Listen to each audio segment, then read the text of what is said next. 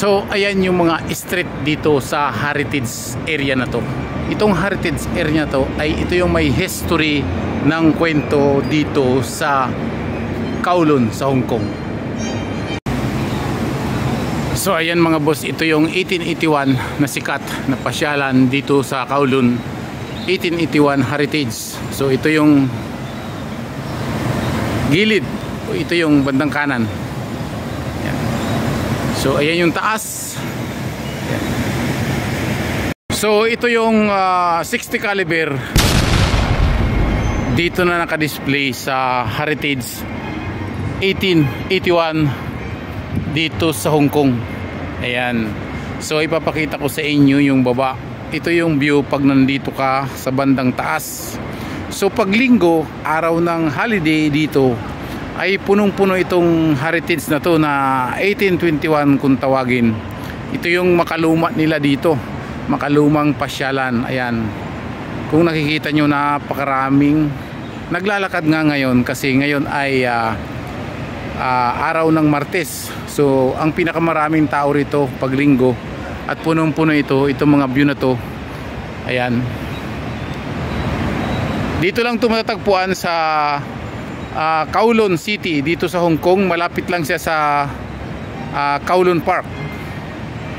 Itong building na to naman, ito yung building na pag nagutom ka, pumunta ka lang dyan, siguraduhin mo lang na may dala kang pera.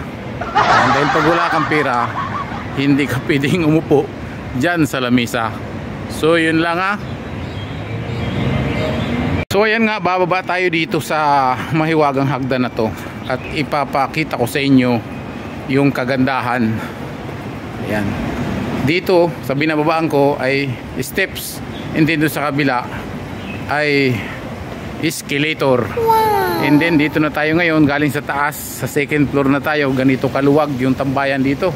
Ayan, pag bumaba ka dyan, may escalator. Pag tumaas ka doon, may escalator. Galing tayo dyan kanina at doon. So ito yung view dito. Ayan, Heritage 1881 na view. So sa mga hindi pa nakakarating, kahit dito sa video, panoorin nyo na lang at makita nyo yung kagandahan. Ayan, dito na tayo sa first floor. Ayan, napakaluwag ng tambayan dito. Kanina galing tayo dun sa taas dyan. So ngayon bumaba na tayo dito. Ayan, nandito na tayo sa baba. Ito na nga yung mga turistang Chinese. At ito na yung sa baba. Ito na yung heritage. Ayan. So lalakad tayo ulit sa baba.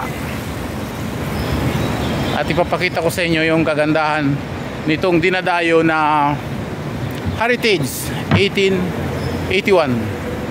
Ayan. Ito yung mga namamasyal dito sa sikat nga na 1881 na heritage na to. Ayan, pwede kang umupo, pwede kang picture dyan.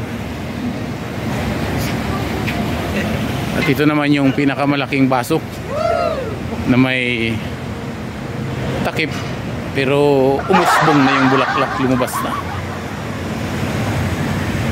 So ayan mga boss, at ito nga yung entrance nitong